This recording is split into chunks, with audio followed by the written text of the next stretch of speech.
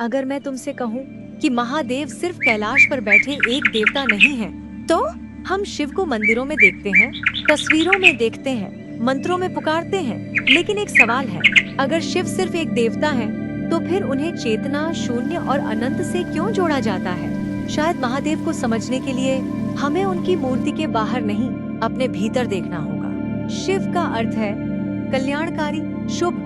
लेकिन भारतीय दर्शन में शिव की अवधारणा सिर्फ एक आकृति तक सीमित नहीं है। शैव परंपराओं में शिव को परम तत्व, परम चेतना और अंतिम वास्तविकता के रूप में भी समझा गया है। अब एक पल के लिए अपने विचारों को देखो। एक विचार आया, फिर दूसरा, फिर तीसरा। तुम गुस्सा होते हो, फिर शांत होते हो, दुखी होते हो, फिर खुश होते हो। तुम्हारा शरीर भी लगातार बदल रहा है, लेकिन इन सभी बदलावों के बीच एक अनुभव बना रहता है, मैं हूँ। अब सवाल है, वह मैं कौन है? क्या वह शरीर है? लेकिन शरीर तो बदल रहा है। क्या वह विचार है? लेकिन विचार भी हर पल बदल रहा है।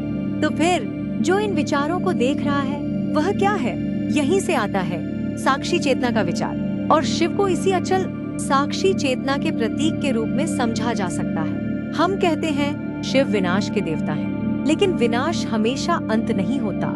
बीज को पेड़ बनने के लिए अपनी पुरानी अवस्था छोड़नी पड़ती है। रात को सुबह के लिए समाप्त होना पड़ता है। पुरानी पहचान टूटती है, तभी नया मनुष्य जन्म लेता है। इसीलिए शिव का विनाश सिर्फ संसार के अंत का प्रतीक नहीं है, यह अहंकार, भ्रम और झूठी पहचान के टूटने का भी प्रतीक है।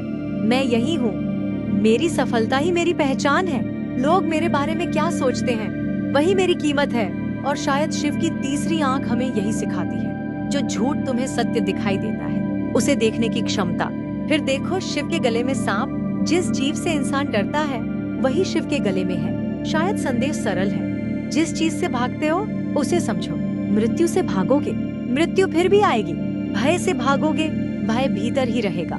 लेकिन जब तुम मृत्यु और भय को समझना शुरू करते हो, तो उनके ऊपर तुम्हारी पकड़ बदलने लगती है। और फिर आता है शिव का सबसे रहस्यमय रूप, शून्य, निराकार, असीम। नाम हटाओ, रूप हटाओ, विचार हटाओ, तो क्या बचता है? यही प्रश्न शिव को केवल एक मूर्ति से उठाकर एक गहरे दार्शनिक अनुभव में बदल देता है। तो महादेव वास्तव में कौन है? एक देवता, एक योगी, एक ब्रह्मांडीय शक्ति या परम चेतना का प्रतीक? शायद इसका उत्तर शब्दों में नहीं दिया जा सकता, क्योंकि शिव को जानने के लिए कभी कभी उत्तर से ज्यादा जरूरी होता है। एक प्रश्न, मैं कौन हूँ? यही प्रश्न तुम्हें बाहर से भीतर ले जाता है, और शायद यहीं से शिव की शुरुआत होती है। ओम नमः शिवाय। अगर यह विचार तुम्हें भीतर तक छू गया हो, तो इसे सेव करो और उस व्यक्ति के साथ शेयर करो जो महादेव को सिर्फ भगवान नहीं, बल्कि एक गहरे दर्शन के रूप में समझना चाहता है।